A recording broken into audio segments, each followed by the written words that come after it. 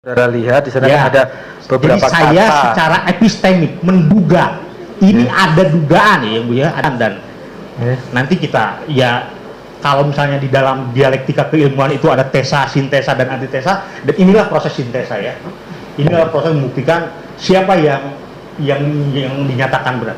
Jadi ada kecenderungan secara epistemik ya, secara epistemik ada ciri-ciri berita bohong yang dalam pernyataan Bambang Tri.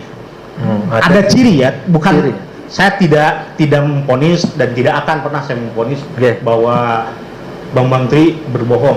Itu silakan, itu porsinya yang mulia dan itu kami yang menilai nanti. Enggak dari segi itu lah yang saudara sesuai keahlian. Jadi ada ciri yang ada pertama ciri, yang saya nyatakan ada ciri. Apa ciri pernyataan pertamanya? Ciri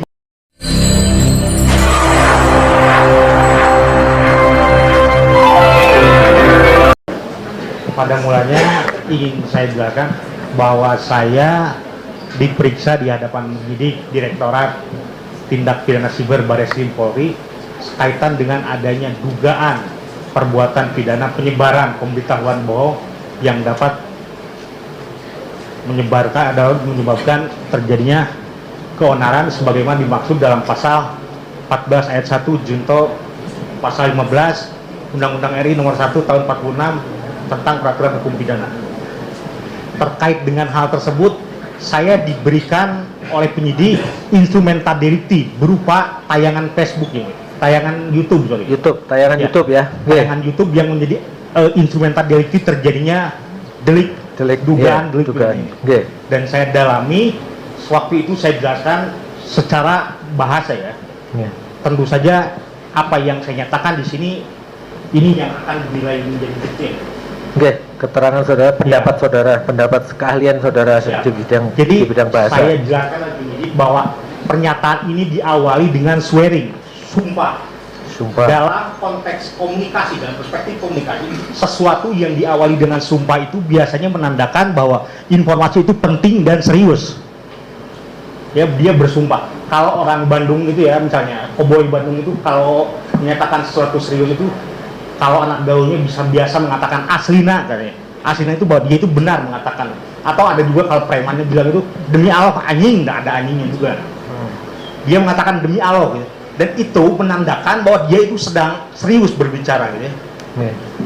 Bahwa ada pernyataan. Nah, terkait dengan hal ini saya melihat dari secara teori bahwa dia sedang bersumpah ingin menandakan yang mulia. Ingin menandakan bahwa apa yang dikatakannya itu adalah sesuatu yang benar, sebuah kebenaran. Jadi dalam perspektif komunikasi, apa yang dinyatakan oleh kedua terdakwa ini ya, terutama oleh saudara Bambang Tri, itu yang disebut dengan booster, penegas. Kalau dalam komunikasi itu kita mengenal adanya hedging dan booster, maka apa yang dinyatakan oleh Bambang Tri ini booster, penegas. Bahwa dia menegaskan bahwa apa yang dikatakan itu adalah sesuatu yang benar. Kebalikannya sementara hedging itu tamengan biasanya. Tamengan itu biasanya hedging itu sebuah tamengan, biasanya sebuah bentuk linguistik yang digunakan untuk memagari, menjaga jarak bahwa penutur itu tidak merasa yakin dengan apa yang dikatakannya. Itu yang dimaksud dengan hedging. Sebagai contoh misalnya saya katakan begini, kayaknya Egy Sujana ketika di persidangan tertidur. Nah itu ada kata kayaknya, itu booster yang mulia. Itu hedging. Kayaknya, bahwa saya tidak yakin, masa tidak yakin. Maka digunakanlah. Tapi ketika lain lagi yang mulia, ketika saya sudah mengatakan demi Tuhan di persidangan Egy Sujana tertidur, saya sudah menegaskan, meyakinkan itu booster. Nah dikaitkan dengan apa yang dilakukan oleh saudara Bambang Tri, maka apa yang dilakukan itu tergolong sebagai booster ya. Booster, penegasan ya. Ya, penegasan bahwa apa yang diucapkan itu diyakini benar. Itu yang benar. Diyakini dan itu sesuatu yang penting. Ya, penting dan benar dan sesuai dengan ciri bahasanya pun kalimat yang dinyatakan, kalimat-kalimat yang dinyatakan oleh saudara Bambang Tri itu tergolong sebagai kalimat konstatif yang mulia. Kalimat konstatif itu yang kata Yusuf John Paul Gris itu kalimat yang bisa dinilai benar dan salahnya, kalimat yang bisa dibuktikan nilai benar dan salahnya baik itu kemampuan membuktikannya itu di dalam kalimat itu sendiri ataupun di luar dengan verifikasi secara faktual ya. Jadi secara tuturan kalimat yang dituturkan oleh Bambang Tri itu adalah sebuah pernyataan yang bisa dinilai benar dan salahnya, dan ini tergolong sebagai konstatif, kalimat konstatif. Yeah. Kebalikannya, lawannya dari kalimat konstatif ini ada kalimat performatif. Performatif itu kalimat yang berdaya tindakan. Yeah. Jadi sebetulnya dia tidak mengatakan sesuatu, tapi dia lebih melakukan sesuatu, saying something, doing. Ada daya tindakan dari perkataannya. Seperti saya misalnya mengatakan, sumpah Egy Sujana itu sosok yang pintar. Saya misalnya mengatakan seperti itu. Apa yang saya katakan itu tidak sebatas kata-kata, tapi ada sebuah tindakan yang saya lakukan dalam pernyataan itu. Bisa saja apakah paling tindakan itu dikatakan sebagai memuji misalnya. Nanti tinggal diukur ya. Ada variabel sosial untuk mengukur itu, ada 3 faktor ya, yang dikatakan sebagai preparatory condition, sincerity condition, dan illusionary act. Preparatory condition itu adalah syarat kesiapan. Jadi dia bersiap-siap tidak untuk membuktikan apa yang dinyatakannya itu benar atau tidak. Lalu sincerity itu kesungguhan. Sincerity condition. Sincerity condition. Ya itu aspek S-nya ya. Pokoknya komponennya PSA yang punya. Preparatory, sincerity, and illusionary act. Jadi pada aspek sincerity itu aspek keseriusan, kesungguhan. Apakah dia sungguh-sungguh tidak menyatakan apa yang dinyatakannya? Atau bisa juga sincerity itu bisa dikatakan sebagai syarat kewenangan ya. Berwenang dia tidak, dia untuk menyatakan itu. Sebagai contoh yang mulia, misalnya tiba-tiba saja saya di sini mengumumkan kepada seluruh karyawan Pengadilan Negeri Surakarta bahwa besok itu libur. Besok kalian semua libur. Nah, apa yang saya katakan itu tentu saja tidak memenuhi syarat sincerity. Syarat kewenangannya diabaikan. Maka tuturan saya akan menjadi invalid ya, tidak berdaya tindakan ya. Jadi bukan lagi pengumuman itu ya. Jadi hanya omong kosong aja.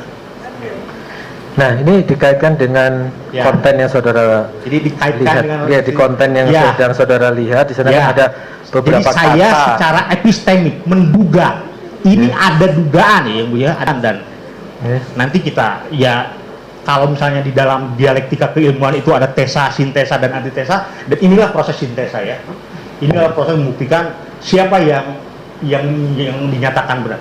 Jadi ada kecenderungan secara epistemik ya, secara epistemik ada ciri-ciri berita bohong yang di dalam pernyataan Bambang Tri. Ada ciri ya, bukan ciri. Saya tidak memvonis dan tidak akan pernah saya memvonis bahwa Bambang Tri berbohong. Itu silakan, itu porsinya yang mulia dan itu kami yang menilai nanti. Enggak dari segi itu lah yang saudara sesuai kalian. Jadi ada ciri yang ada pertama ciri, yang saya nyatakan ada ciri. Apa ciri pernyataan pertamanya? Ciri pertamanya itu ada ciri deskripsi, bentuk kalimatnya itu deskripsi. Dan ini betul sekali describing, dia merinci. Ya, ciri-cirinya apa tadi yang saudara lihat? Jadi deskripsi, bentuknya deskripsi. Atau statement ya, ada statement ya, betul bahwa yang dia sampaikan itu bukan opini, bukan pendapat, walaupun diklaim bahwa ini hasil riset gitu ya. Saya jadi bertanya-tanya sebagai akademisi, saya di sini bertanya-tanya metode riset macam apa yang bisa mengantarkan penelitinya itu masuk ke dalam penjara gitu kan.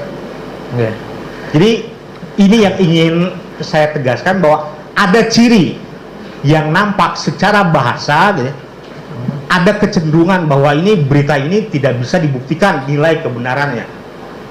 Dan saya tidak akan mengatakan apa yang dilakukan oleh Bambang Tri itu tuduhan, tidak, saya tidak akan mengatakan. Karena waktu itu konteksnya yang menyebarluaskan itu menjadi terkesan menyebarluaskan itu ya karena ada di konten Gus Nur. Waktu itu Bambang Tri ditanya, diwawancara. Secara tindakan apa yang dilakukan Gus Nur itu menyebarluaskan. Dan dia bertanya kepada Bambang Tri terkait dengan hasil risetnya. Lalu dikatakan apa temuan-temuan Bambang Tri itu ya.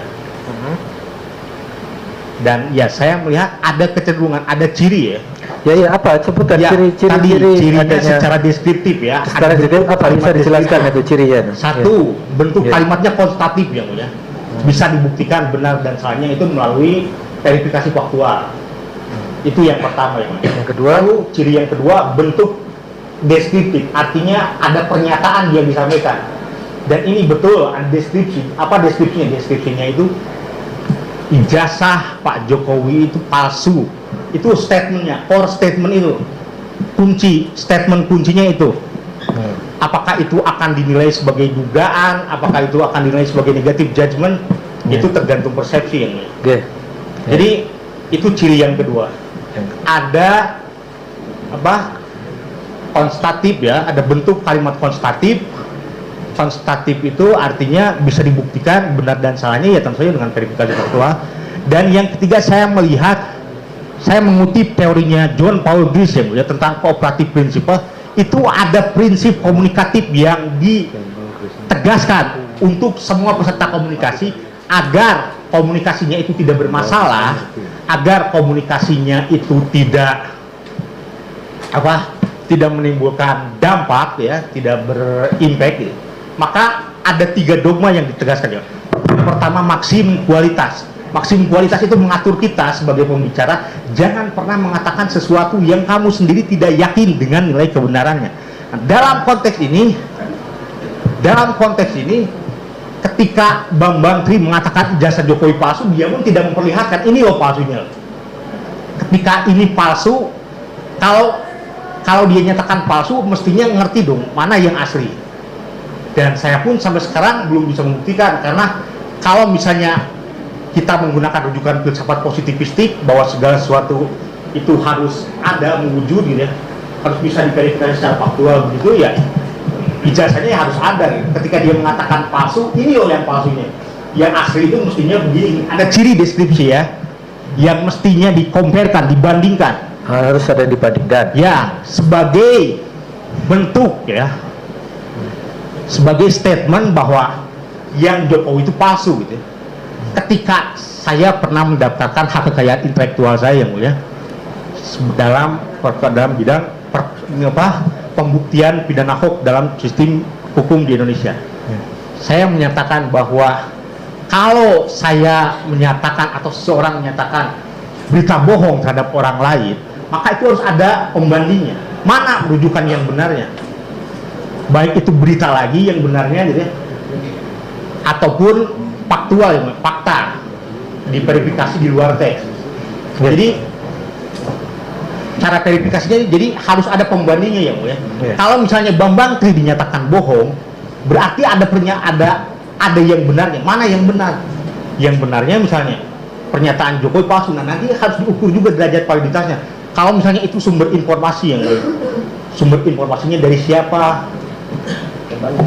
Ya. Nah, intinya beginilah ya.